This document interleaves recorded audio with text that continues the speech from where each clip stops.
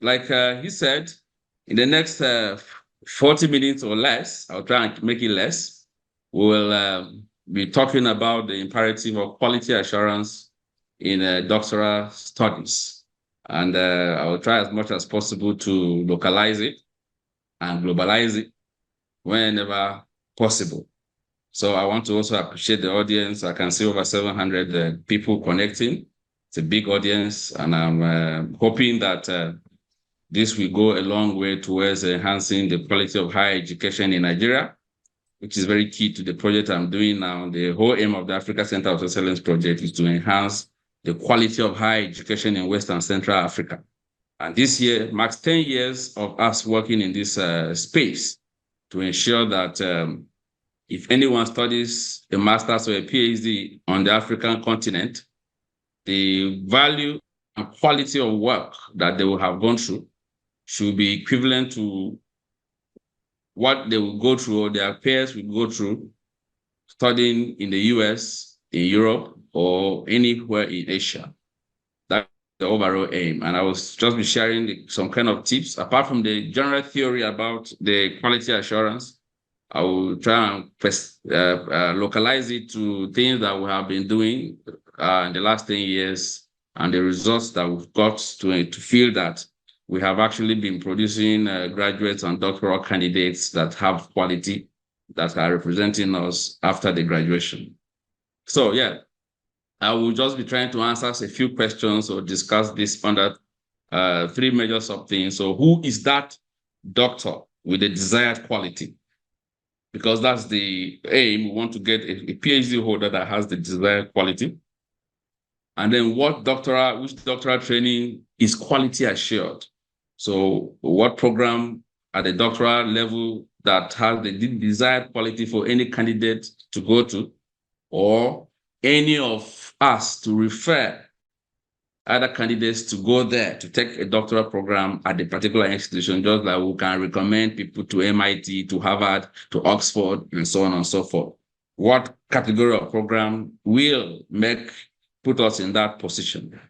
And then why is quality assurance important? And then that will come in with some tips of trying to ensure quality assurance apart from the normal norms set up by the institutional guidelines, by the postgraduate guidelines, by the directors of planning in universities and quality assurance. This is what we'll be going through. And I hope that the time allocated is enough for this project, for this talk. So the first thing we need to talk about is who is that doctor with the desired quality that any employer would like to hire or would like and so desire that it should be in our academic system or will be proud of that we are graduating.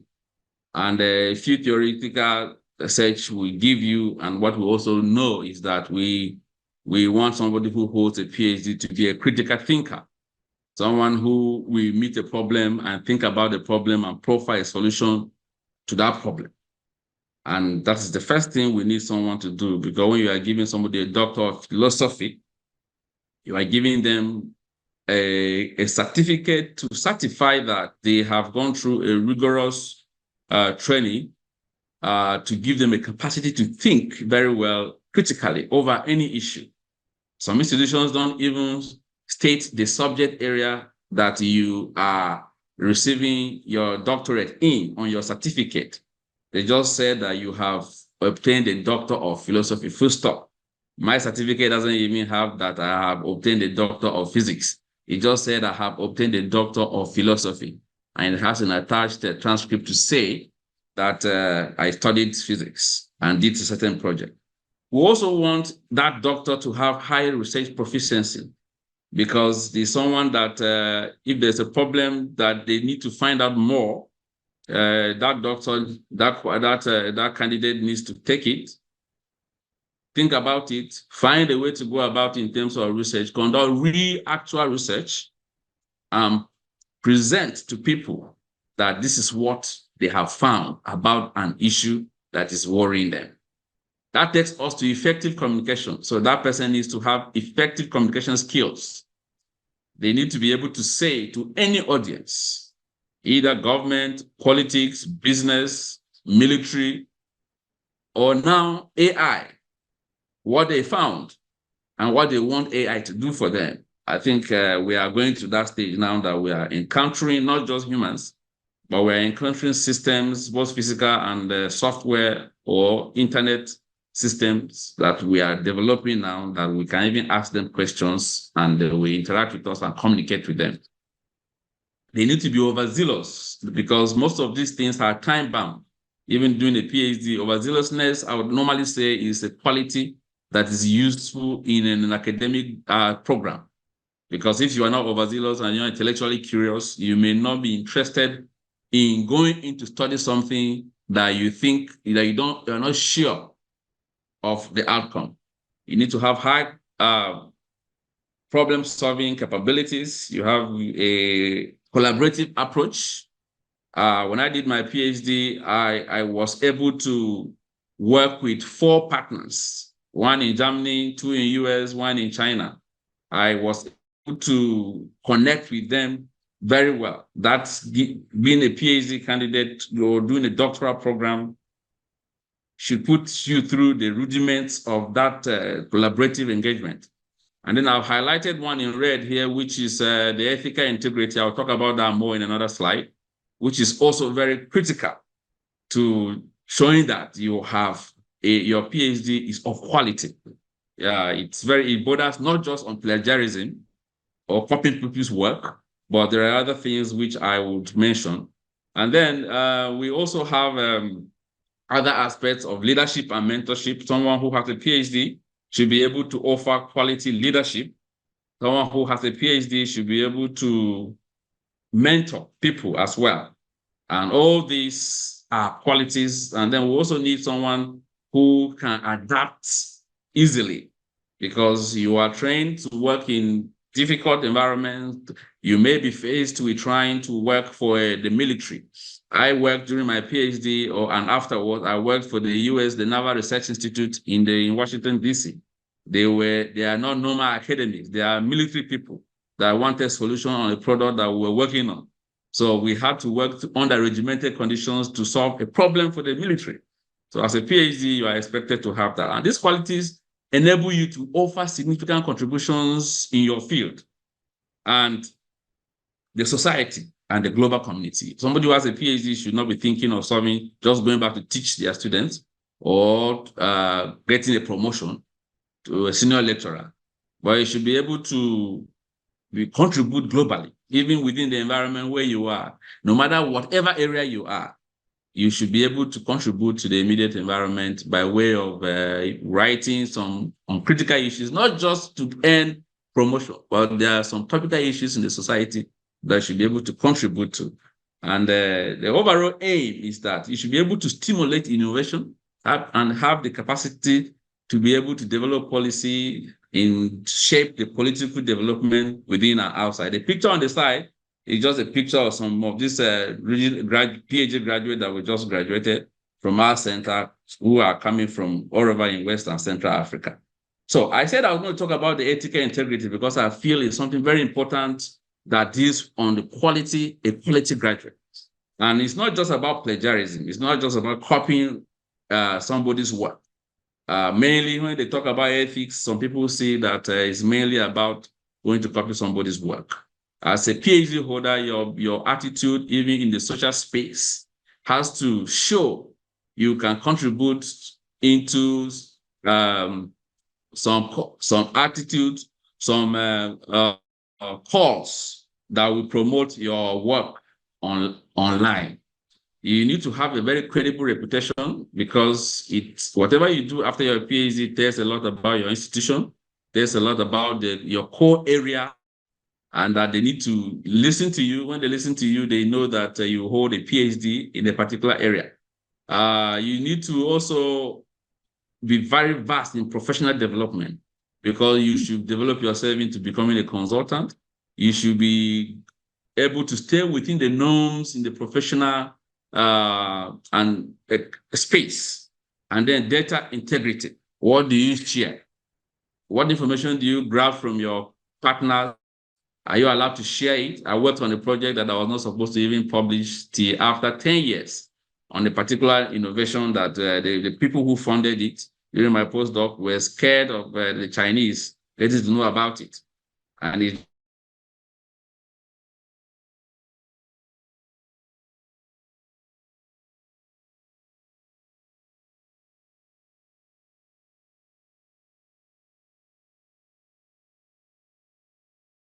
that doctoral candidate to have that kind of quality. First of all, is knowledge and intellectual abilities. Not everybody can go into a PhD. Some people, you need to assess yourself, and the institution admitting you need to also assess the person to go into PhD. And then, like the other presenter said, yeah, there's this transfer process that even after you've started your PhD, the institution should have a measure to assess you after 1 year to see if you should really continue on your PhD or not. So under that quadrant, you have things like your knowledge base in the area you want to do PhD. How is it? How is your cognitive abilities? How is your creativity? These are things that someone needs to do self-assessment, and the interview panel for PhD positions, they need to take this into consideration. Then your personal effectiveness. How are you doing with your personal qualities? How do you manage yourself? Do you have the time to even undergo a PhD? How much financial stability do you have? Do you have family issues? Are they going to distract you? How are you going to be effective on a PhD? And then the research governance. You need to look at your professional conduct. These are all supervised by the institutions, research management, and then finance and funding. Because postgraduate, especially doctoral programs, are finance, they are involved financially.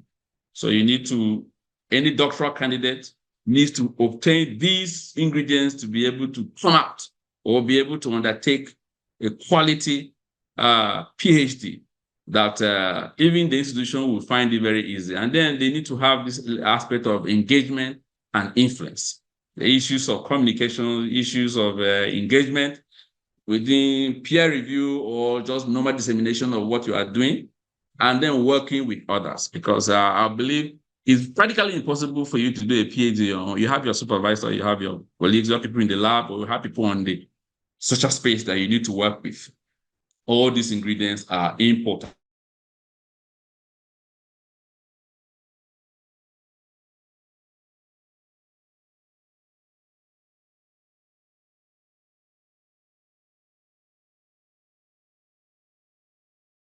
Integrity and effectiveness of doctoral programs. So these processes are actually designed to uphold academic standards, and it is important. So we'll go through some elements of training that we give someone a PhD that is quality of quality.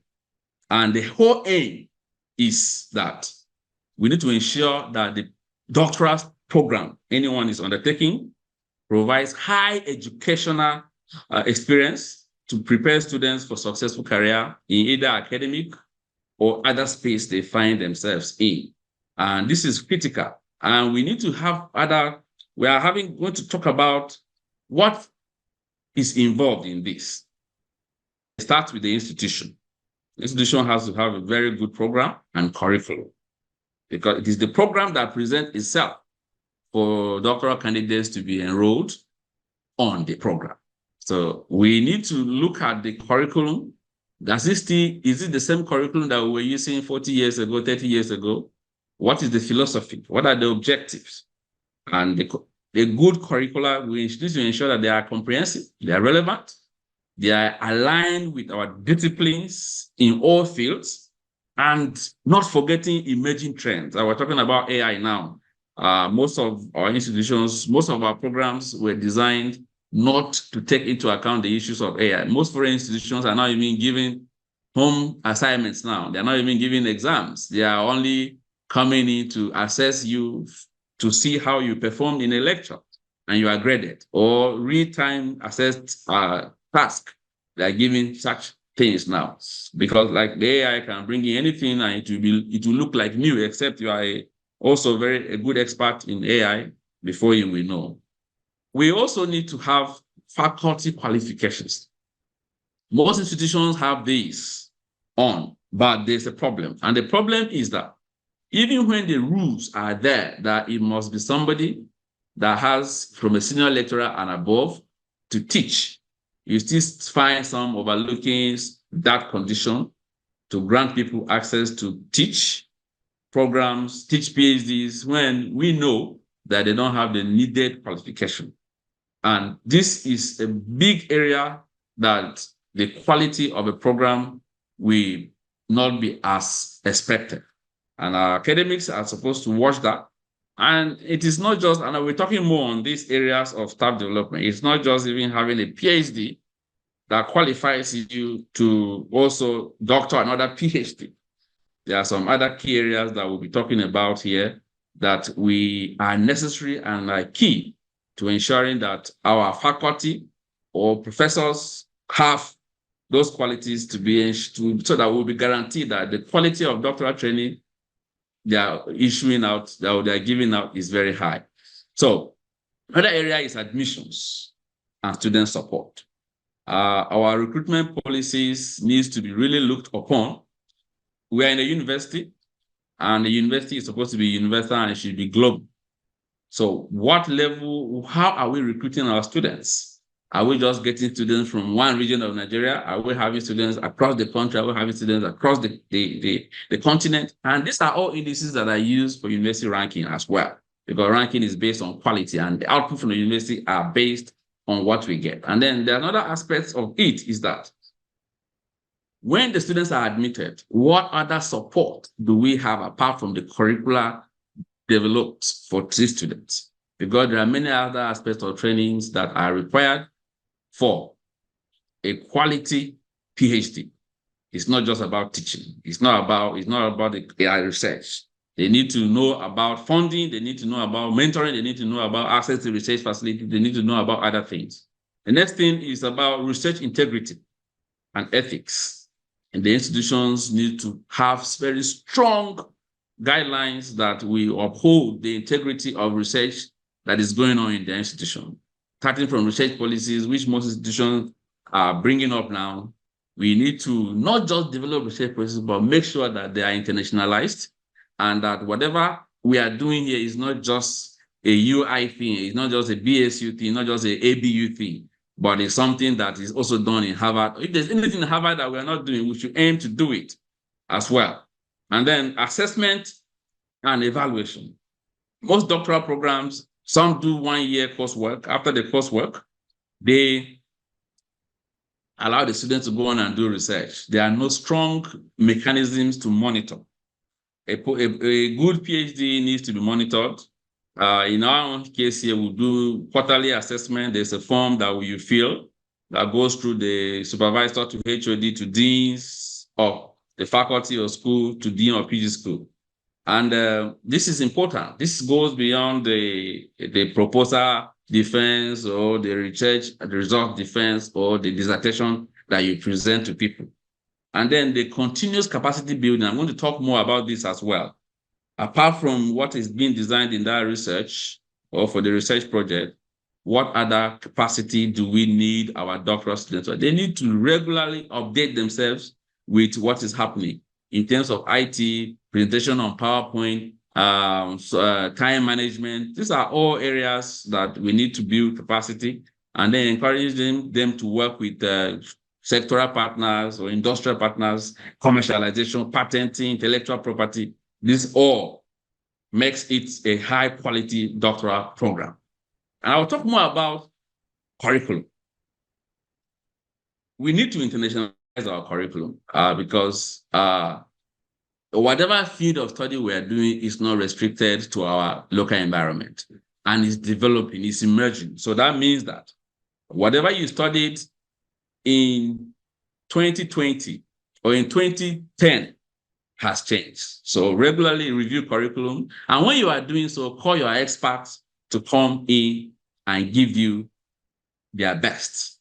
So a picture here is the one we gathered to talk about curriculum. And these are experts in different areas. We ask them to have a view of at our curriculum and tell us what they think needs to be upgraded. And they did justice to that because we were planning to put our programs for international accreditation. So it is good that institutions in this country try and give other partners across the globe to have a view into what they are doing. Because some things, if you are training experts to work in Europe, work in America, work in Asia, you need to know what they need in Asia for you to train them, because you're not just training graduates, doctoral candidates to remain within the country. And then you also need to get your resource persons globally. Some of these people sitting in this room teach on our programs. And with the emergence of online technology now, we are making the best use of it to teach programs. And they teach and assess students. And this is well graded. Then there's aspects of supervision that we need to also talk about, because supervision is key.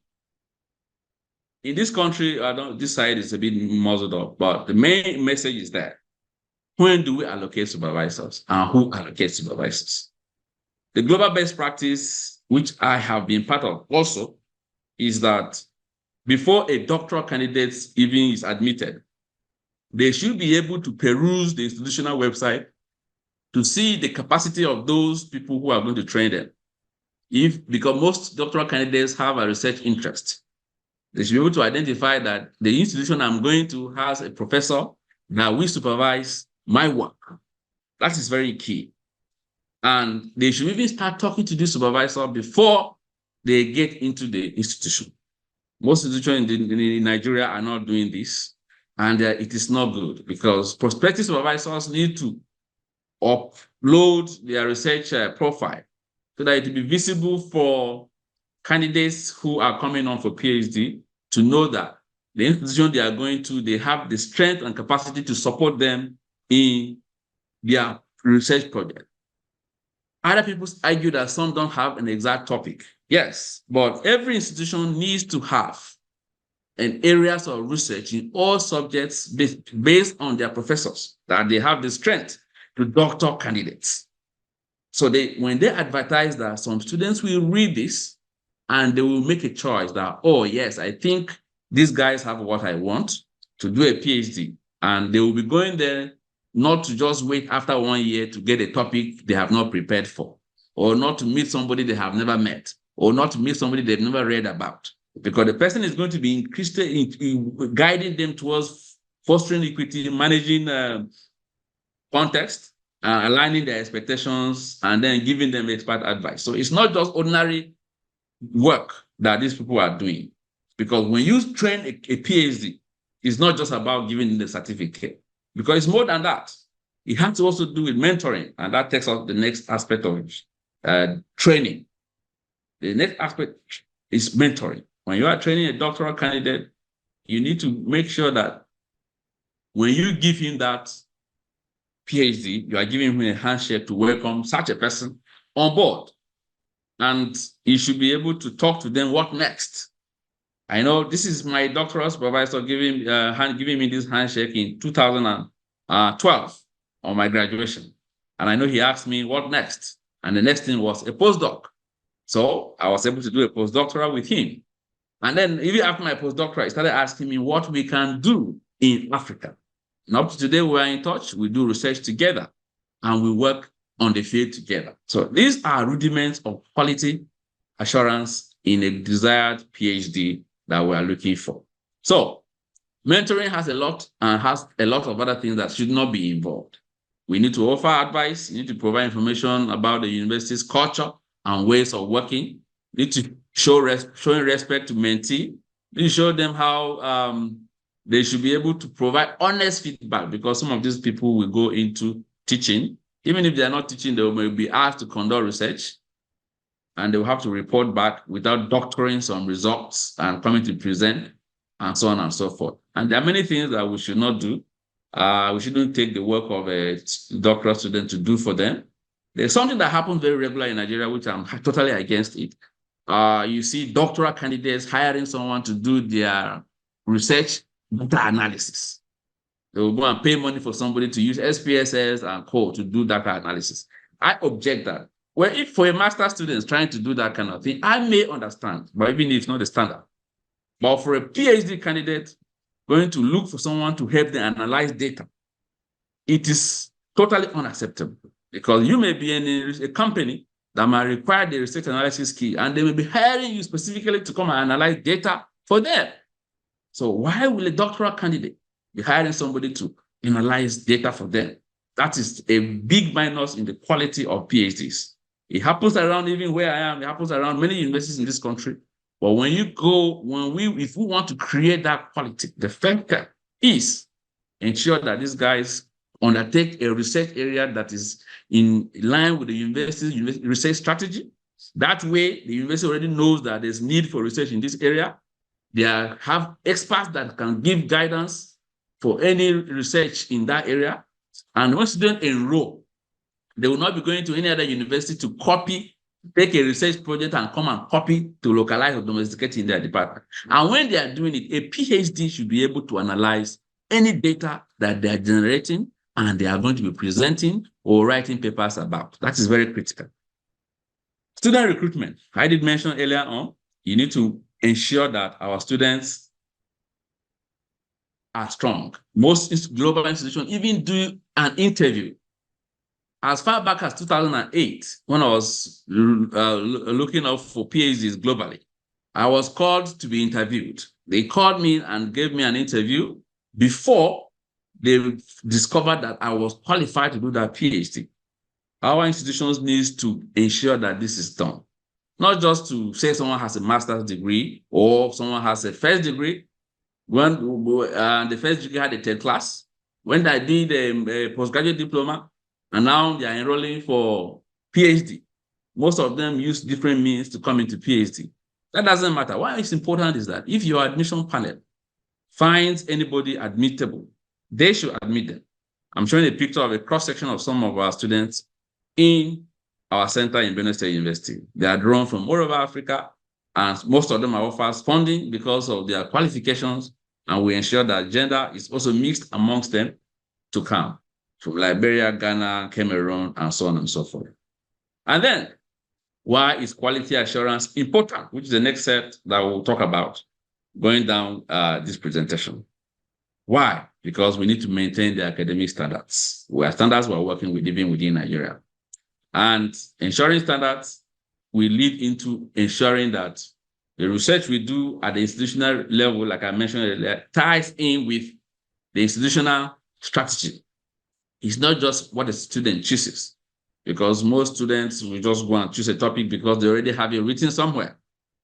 And then they will want to come and implement it. They'll just be copying from it and submitting to you chapter 1, chapter 2, chapter 3. We think that with good quality assurance that starts with the institution in agreeing that in this university, in this department, we are strong in these research areas. We can train doctoral candidates in these areas.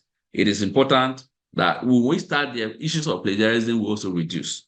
And then quality assurance is important because with quality assurance, we can protect students' interests. Because they don't start a project, which is a program which is supposed to be for 3 years. They end up doing it for 5 years, 6 years, 7 years. My mother did a PhD for 8 years. And it's from a great institution in Nigeria. It is not good. The quality of these programs will not be advertised to sell a point for candidates to come in to study here all over the world. And that is another big thing that is drawing our quality down because we're not globalizing some certain things within Nigeria. A quality short PhD is important because it will promote, it will enhance somebody's employability, it will promote equity and fairness, and then accreditation requirements. Because if our directorates of academic planning and quality assurance are not working up to date, most programs in the university will not get accreditation. And sometimes we wait until the accreditation is caught up, then we'll start doing mock accreditation and trying to fix things up in Nigerian universities. These things are things that we should discourage. We should even be ready to put our programs for international accreditation. I will be talking about that in another slide. Now, we need to also, the quality assured program need to also will also foster innovation and excellence. And excellence is key. Innovation is an emerging area of space that our candidates will now need to work with. Need to nurture them to be able to think out of the box, commercialization, think what do you need to do, intellectual property that they have. So, and tell them about their employability. They should view it global, not just viewing it as a Nigeria, I'm going to graduate and go to teach. Most candidates say they will not go to PhD just because they don't want to be a lecturer. But it should be beyond that. An academic in the university, a PhD holder should be a strategist, should be a project manager, should be a policy maker, should be an industrial leader, should lead research anywhere. And then we have the teaching roles, we have the research roles. In advanced countries, we have people who are postdocs who normally just do research to support the academic space, the faculty members who teach. We need to also encourage that in our system in Nigeria because that gives another level of training and mentorship for those who will graduate from our system. And it makes PhD also very attractive because as a postdoc person, you are like a proper researcher, you are a staff, no longer a student, you have other targets, and it gives you room for treatment. So yes, on accreditation, I gave it a red mark, yeah. Most Nigerian postgraduate programs, both doctor and master's programs, don't go through accreditation. I think NUC has opened this up. So we encourage Nigerian universities to submit their program for accreditation. These are the postgraduate programs in our university that we have put up for national and international accreditation. 3 of them for international accreditation, calling a French agency to come and see what we are doing. And we are lucky that we were able to get 3 of these programs internationally accredited.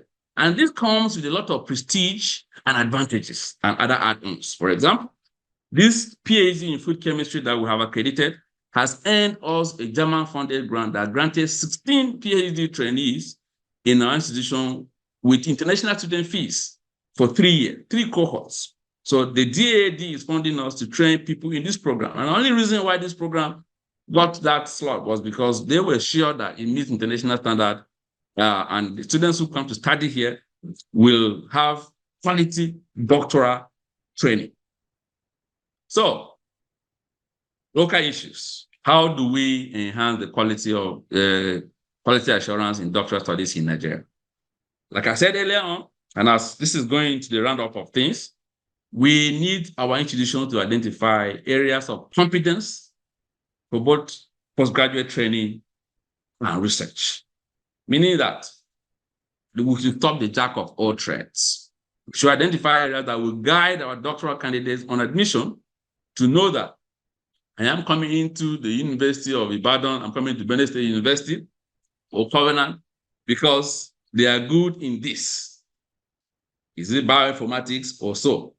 They are good in that. I'm coming here because they are good in food innovation. I'm coming to this because they are good in engineering. We also need to obtain and advertise academic style research focus and strength because that will give them a guide, whoever is coming or whoever is referring students to. Now, look, the guys, the professors at this university are good in this area. And when you go, you are sure that you have a good quality to do that. You'll not be thinking of what area of research.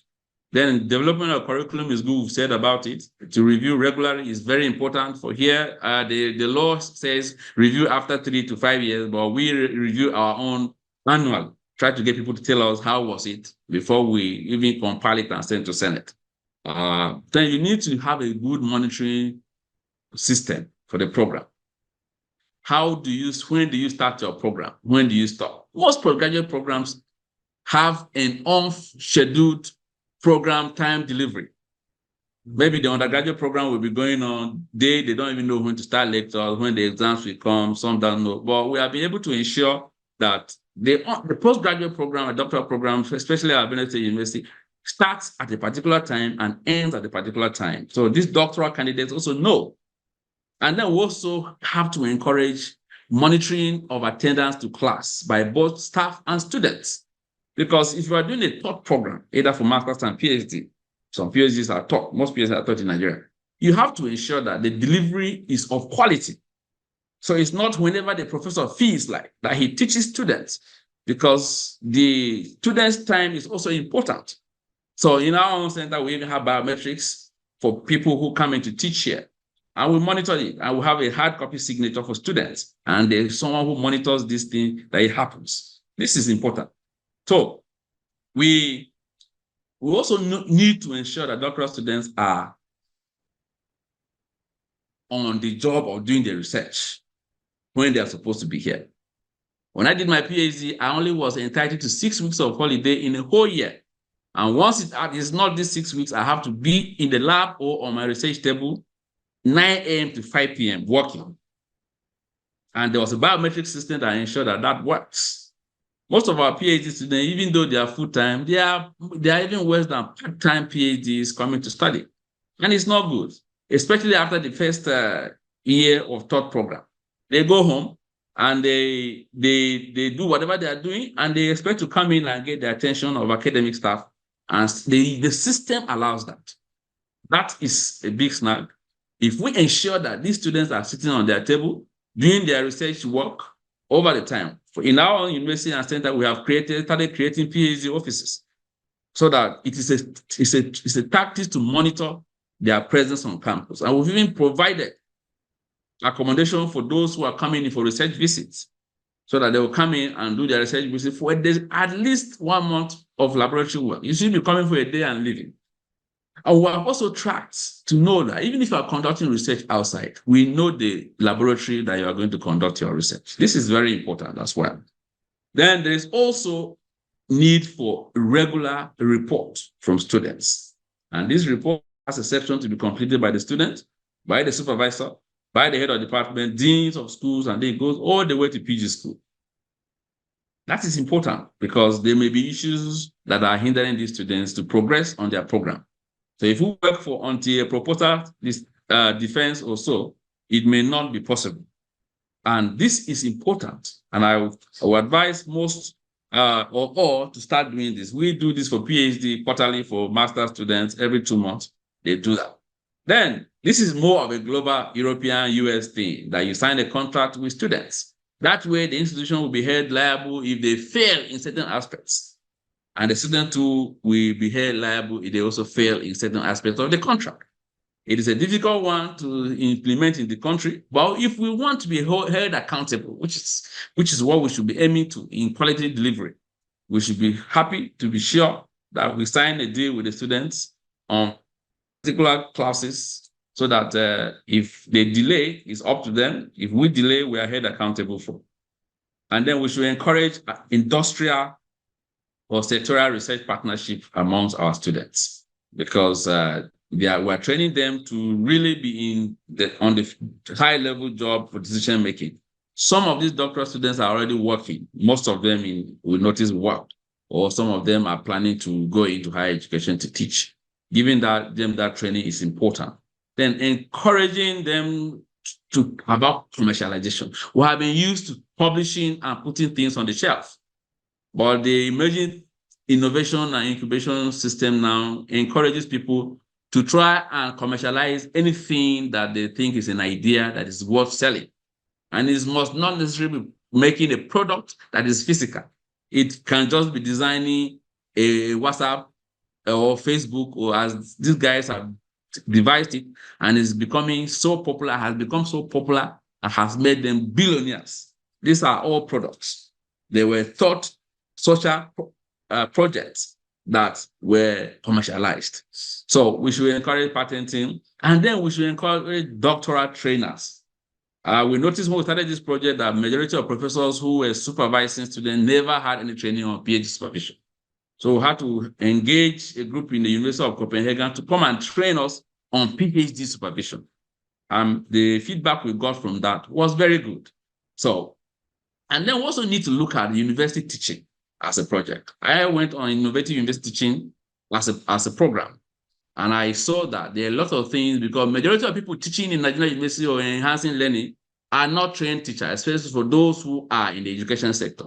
And even when you go to do the teaching as a postgraduate diploma or NCE or the education program is more of education to try and mentor and aid learning for the primary, secondary, and basic undergraduate. So university teaching is important. I will recommend this book for most people who are watching this, who want to look at this further. But you can also look up the University of Copenhagen. They have a core unit on PhD supervision. They ensure that all staff who, before you take a PhD supervision role or doctoral training role, you are taken on that training. And it's 6 months training, rigorous training that is done at the University of Copenhagen, and the practical were conducted in Nigeria in the classrooms with students. So it is good. It gave us, most of us who were on that program, a different view about doctoral training, because some of these people you are training are your colleagues. They are not just ordinary students. They are people who you are working with, or they are senior people in different spaces that they are coming. So as you round up, this is an advice and a guide as well. The Doctoral Academy can decide to is good, and they think the good thing that you are doing. When I did my PhD at the University of Surrey, we had a doctoral college that was responsible to looking at the other non-curricular needs of doctoral candidates. And you would just walk in there, make a special request for a particular program to be taught to you, or you will they would design a program that will be taught. So I have just copied this from their website to show you the kind of things they do. They provide training and development opportunities for postgraduate researchers, research staff, and supervisors. And the program is either of face-to-face training workshop, coaching, mentoring, or online. So this is something I would recommend that all universities should have, apart from having a postgraduate school for training doctors. We have a doctoral training that will look into the non-curricular aspect of this training, and it covers workshops. Like at the university, they have 60 different themes that you can choose from, either research funding, impact, engagement, management, or writing skills. You can do them. It is very exciting. You will even learn things like managing your time. How do you make presentation? And then even mentoring. You get there, you are introduced to somebody who can mentor you in your field. And this is very, very mind-blowing. It is something that I would advise that the Doctoral Academy should also oversee, especially that most of the people here are deans or postgraduate and people who are looking at doctoral training and the quality of it. This is an aspect that I would recommend that should be implemented in Nigerian universities. So in conclusion, I want to still summarize under the initial outline that I made, that who is that doctor with the desired quality? It's a PhD holder with qualities that enable them to make significant contributions to their field, society, and the global community. And with doctoral training is quality assured. The training that ensure programs provide high quality educational experience, prepare students for successful careers in the academia and beyond, and contribute to the advancement of knowledge in their respective fields. So why is this thing important? It is important because we need to ensure that a doctoral program has high quality, and the education that they are getting is very good experience. And we need to prepare our students so that when they go out, they will have those critical thinkers. They will be proficient in research. They will be able to have the good integrity. They will be vast in the ethical norms within their field, both working with the social space or human and animals. They will be good working with that.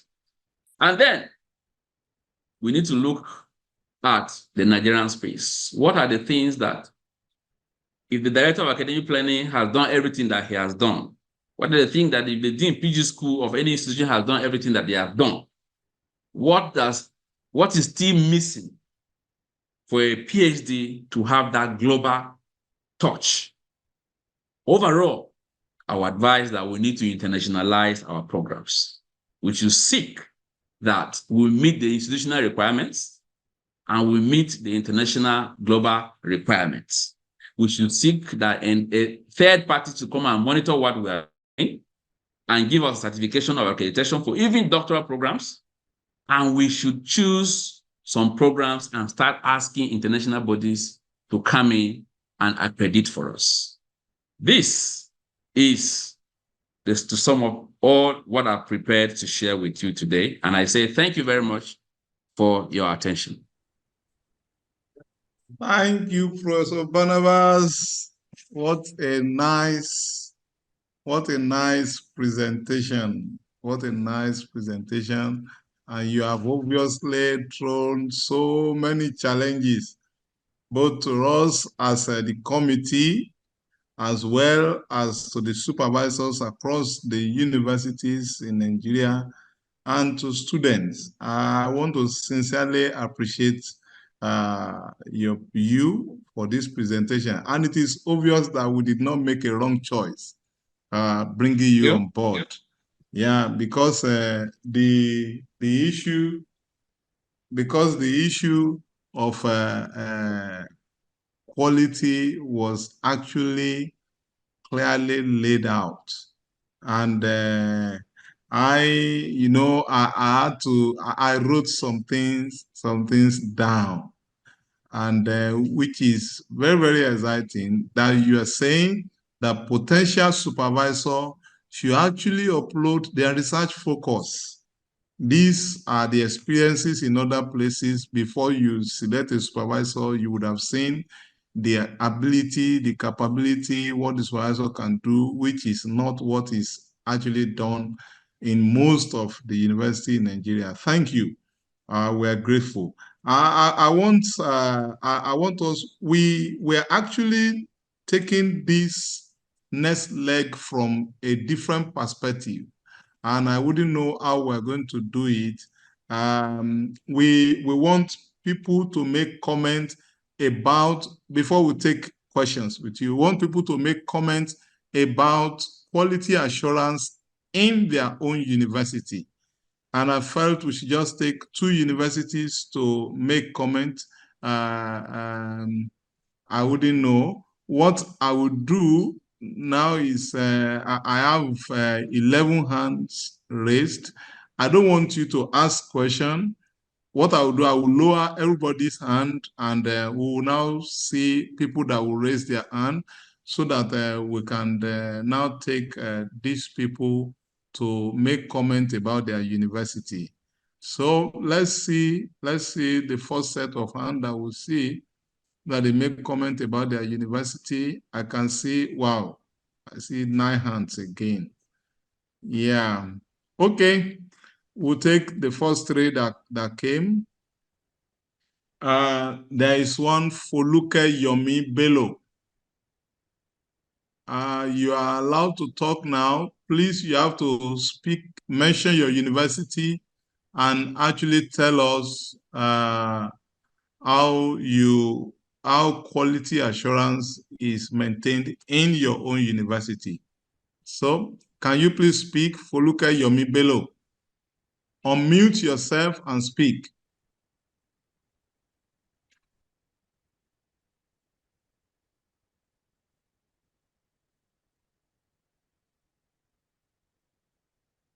Foluke Yomi Bello, you can speak now.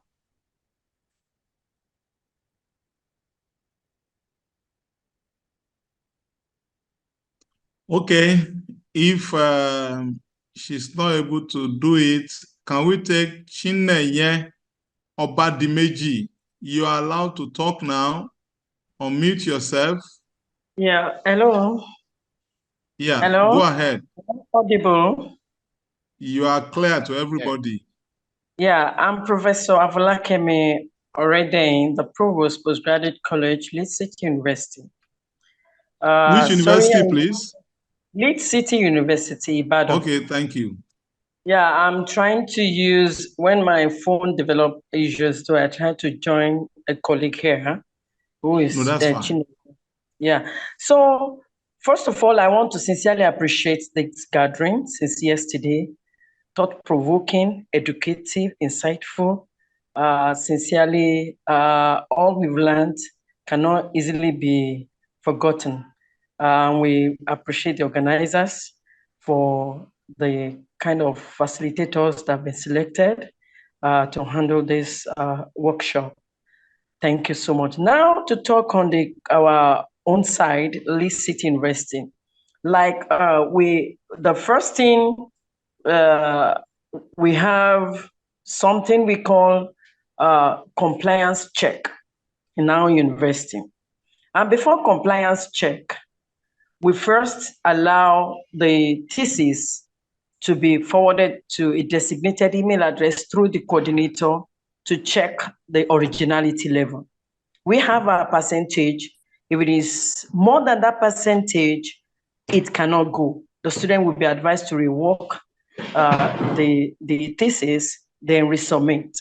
After that, it will now be forwarded to the compliance check, university compliance check, where we check because we observe that students change the year of publication. For example, a publication published maybe year 2011, because of the recency that we always maintain here, 5 years, student might change it to 2020 to meet up with the recency level. So we always check here. We have officers that look into it.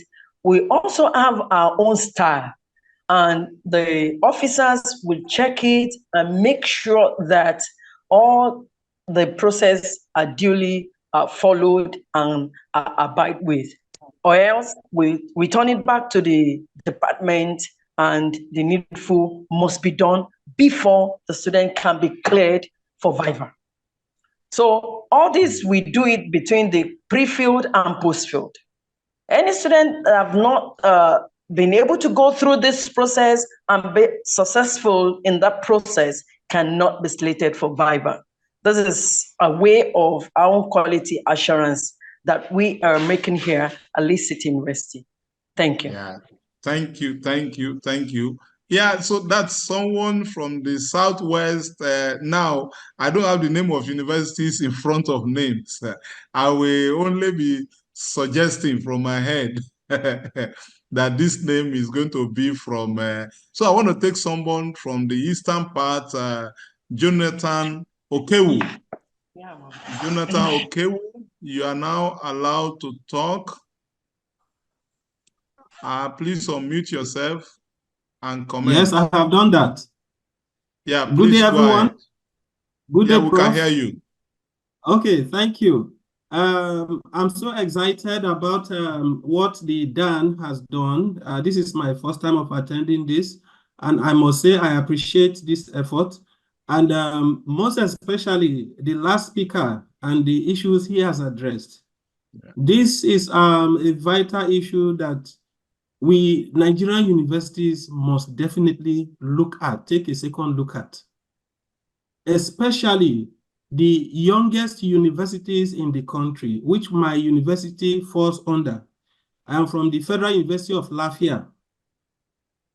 And probably the older universities would have more hands in terms of qualifications and doctoral supervision. But when you come to the newer universities, let me take my university for instance. Now, we are running postgraduate programs, we are running PhD programs where there are no hands. And year in, year out, PhD candidates are admitted. Now, to start with, the admission process is something of worry to me personally.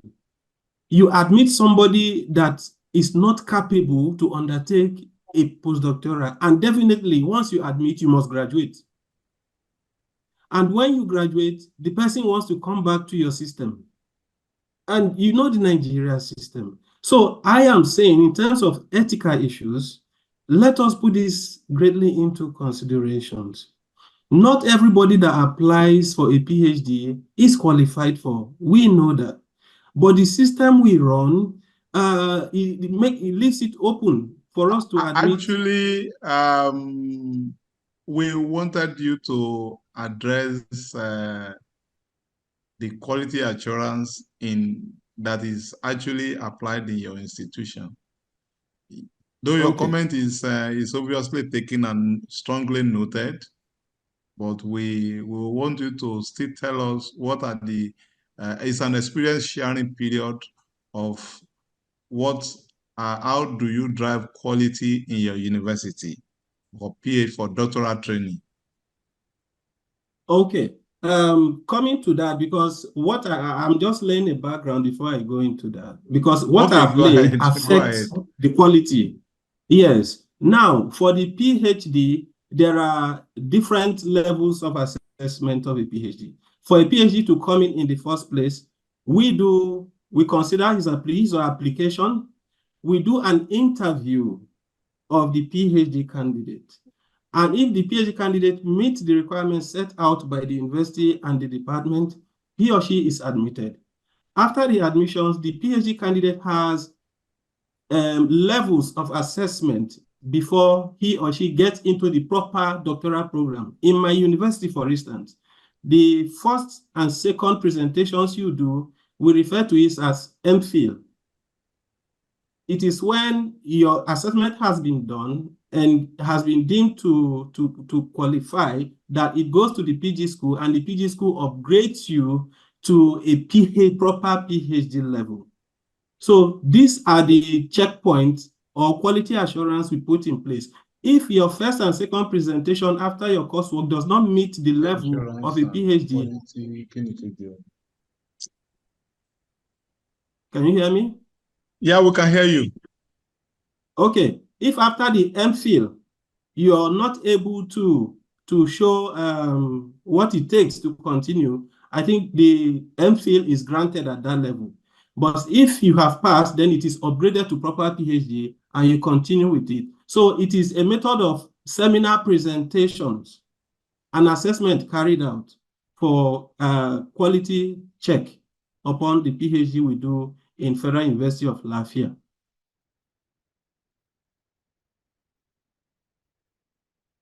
Hello?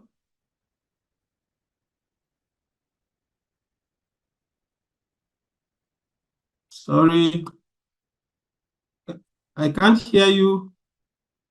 Oh, I was saying thank you that we picked that clearly. Okay, thank you. Yeah. Now, can we take the last person, Nerontwa Gotep?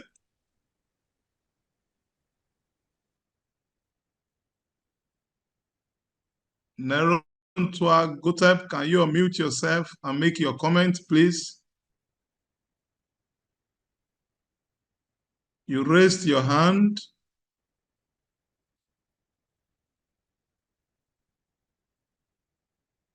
Okay. If that person cannot make that, Professor Mustafa will help us to coordinate a short time, a 10 minutes period of question and answer. Professor Mustafa, are you here?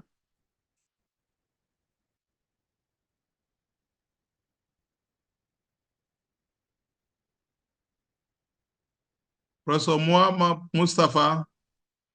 Yes, I'm there, Prof. Yeah, please. Thank Can you. Can you coordinate the question? 10 minutes. Okay, thank you, Danshia. I have some questions here. Are you with me? We can hear you. I think Hello? the facilitator is listening. Okay, Professor the first Barnabas question can hear you clearly. Yeah. Okay, Prof. The first question is from Uzoma Uswala. One challenge with doctoral system in contemporary Nigeria is funding. Not all could get grant, so it is very difficult for them to sit 9 a.m. on daily basis to do their work. Yes. Okay, you want me to answer that already? Professor Mustafa, I would suggest that you raise 2-3 questions as collected from the platform so that Professor Barnabas can deal with it once and for all.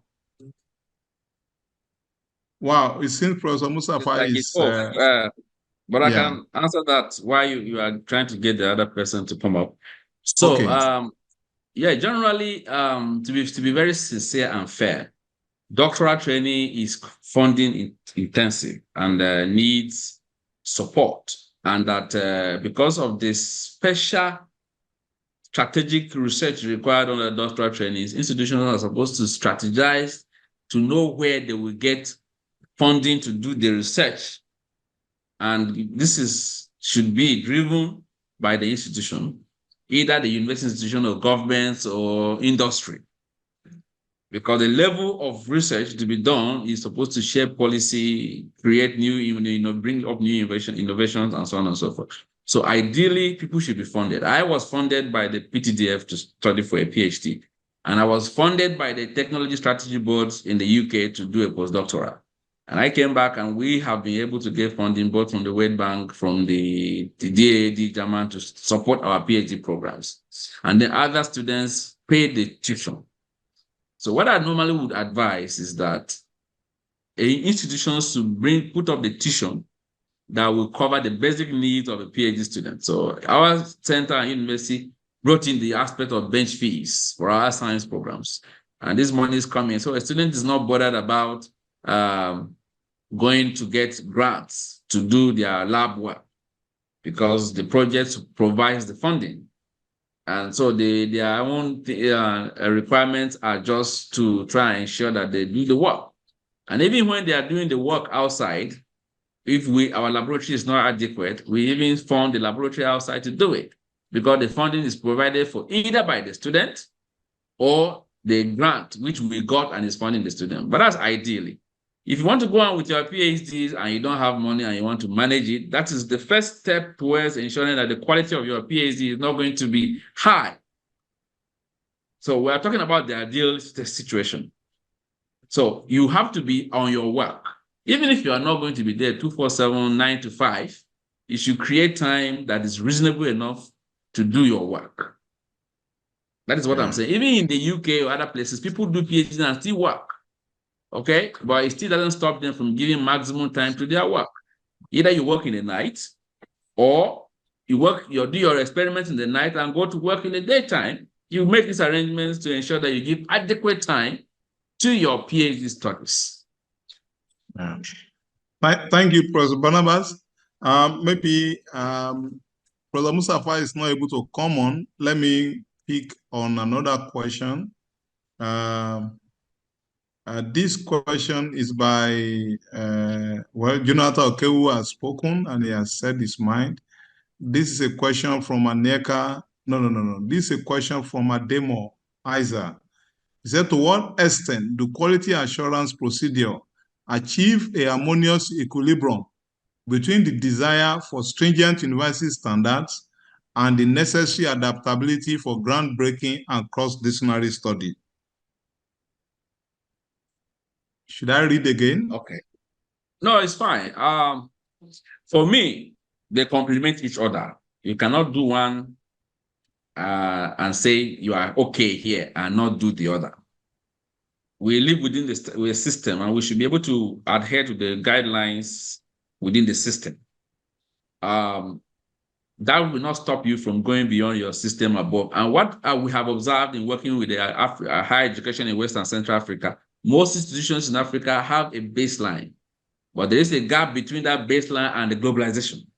So when you go through the baseline of ensuring that you've done everything the Director of Academic Planning has said you should do, and you've done everything that the PG school in your institution has required, there's nothing that stopping you from going to check, for example, on a research topic, what is happening in Harvard, or what is happening at the MIT, or what is happening in Oxford. There's nothing bad stopping you from doing that. When I went to do my PhD, I was aiming to attend a present published in a journal in the UK. My supervisor told me that his aim is to publish in US journals. He wants to see what they will say about what he's doing. But the institution here agrees that I can publish in any Elsevier or index journal. So I had to went to Applied Physics Letters, which is a journal of in the US. So it doesn't stop you from doing your internationalized outreach or program. Thank you. Yeah, for time, we would have kept you here for some more time to speak to us. But you have raised a lot of issues that the committee will have to raise a discussion across. Particularly, I know my chairman is here and he could hear everything. And we're going to get your slide to share with all the attendees. But there are critical issues from the points you have raised. In fact, for us, we said from recruitment to exit. You have actually captured everything from recruitment to exit, which is important. But to tell everybody that, you see, this is one of the, but before I speak, I will want at least one member of the ESCO to please speak. My chair is here, IPC is here, the vice chairman is here. I want at least one person to speak before, okay, two of the panelists raised their hand. Professor Naibi, can you please speak? Okay, thank you, Dan Coordinator. Yeah. I think this is an insightful presentation and very, very challenging to the ESCO, as you have suggested, which has raised a lot of concern in terms of quality assurance.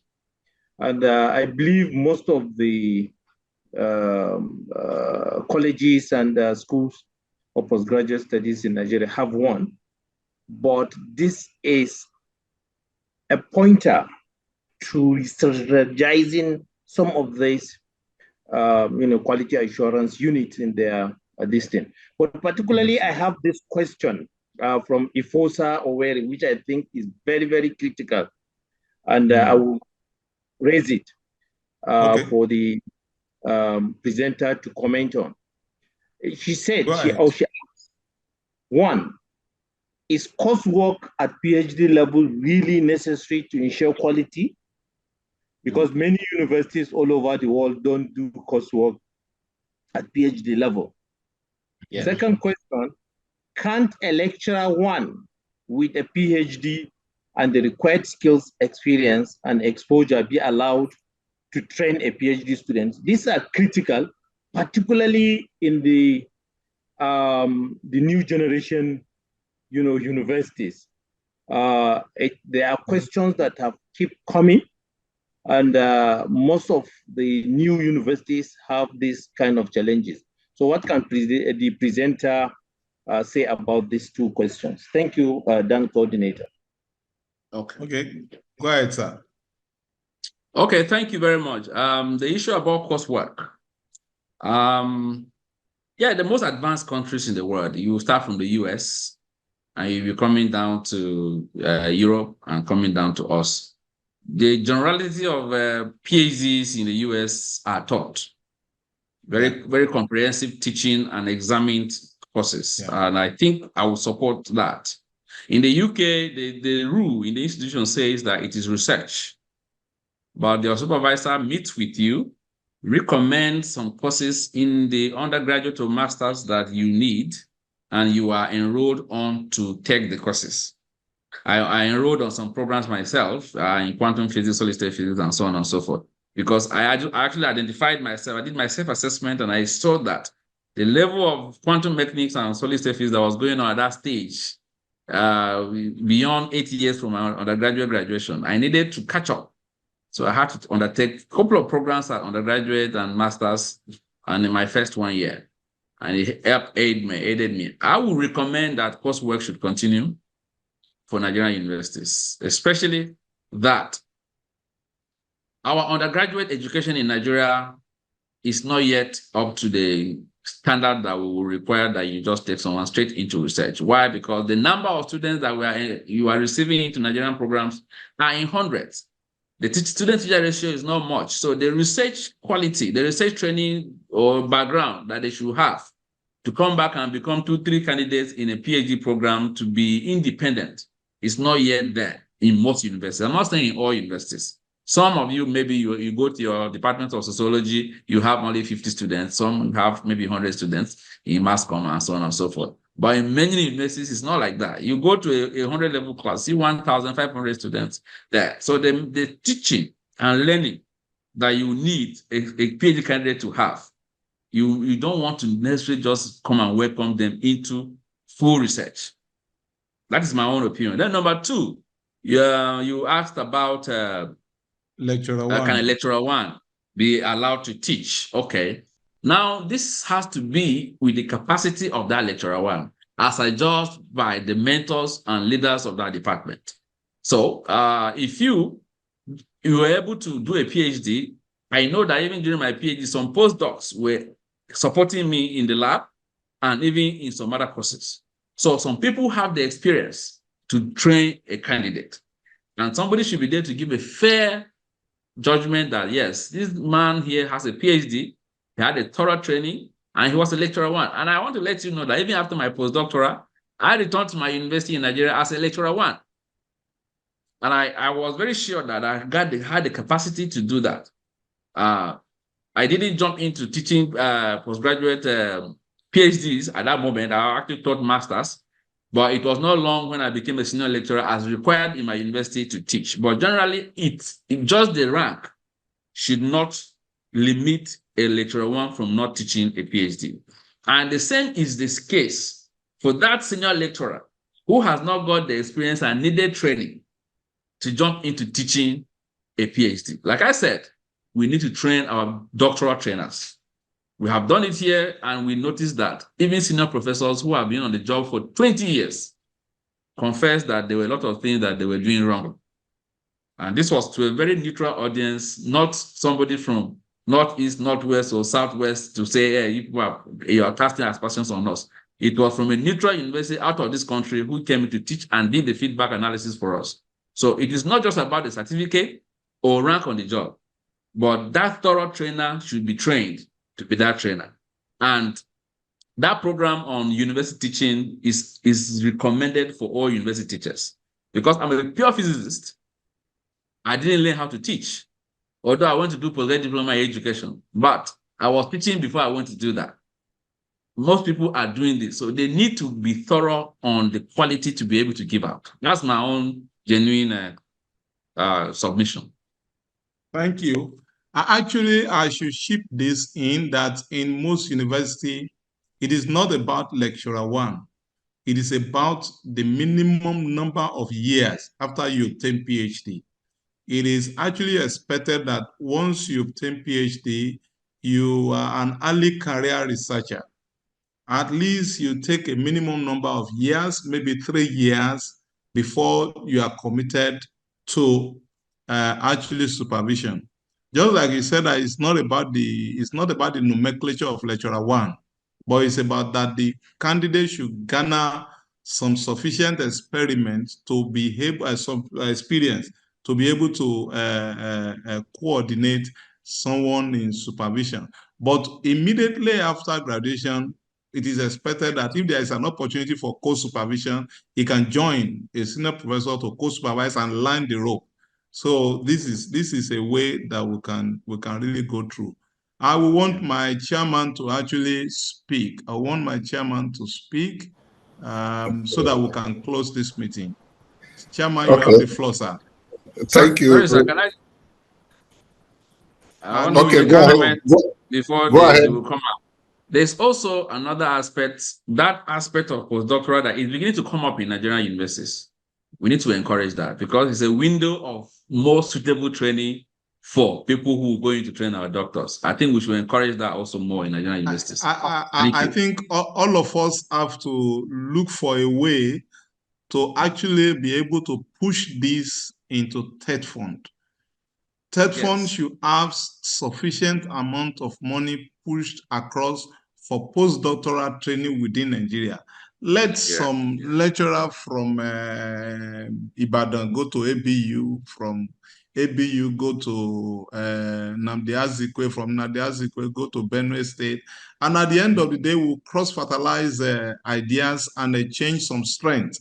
I think it's something that we have to see how we can push into TED Fund. There should be an allocation of fund. They have tried it before, but it hasn't worked. We now have to see how we can push this across so that this can work. Thank you, Professor Barnabas. You have been so exciting, but I don't go until my chairman speaks. Okay, thank you, Dan Coordinator. Thank you, Professor Barnabas Ikyo. Before I say my general comments, let me comment on the last question, part of it, because I hope you are listening to me. You are loud and clear, sir. Okay, because the The last question was from Federal University Lafayette, and they were saying that they lack capacity and yet they've started postgraduate programs. I think this is the burden of Nigerian universities, most of them. We start a university today, within 3, 4, 5 years, they also want to run a postgraduate school, even when capacity is lacking. I think we should try as much as possible to wait until we have the capacity, until each university has the capacity before running postgraduate programs. Maybe we can borrow from the US. It's not all universities in the US that offer postgraduate programs. Some stop at first degree, some at master's, and then the real research universities go all the way to offer PhDs. I think this should be the way to go.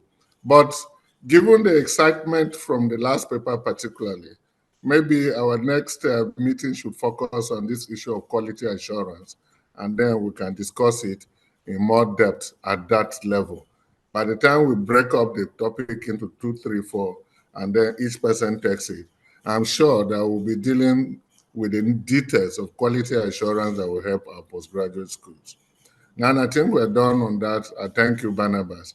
Generally now, I want to thank DAN coordinators, and I want to thank all the executive committee members, all those that have participated so far in this workshop. I think the workshop has been incisive. It has interrogated several issues and has led so many suggestions for us to follow. It is left for individual universities and for us as a committee to ensure that we harvest all the important suggestions and put them to use to ensure that our universities and our products match the name for which and the certificate for which they carry. We are also indebted to the Vice Chancellor, National Open University, and indeed the entire National Open University for the facilities they've given to us, for the time, and for sponsoring this program up to this extent. To the DAN coordinator, I don't know what I will say, but this has been very, very, very successful. The participants from my university have been calling to say whether we should not be doing this every month. And I just smiled. I say, okay, I'll put it to the committee. But by and large, I think everybody has worked hard and this has come out hugely successful. I thank everybody for his role in this.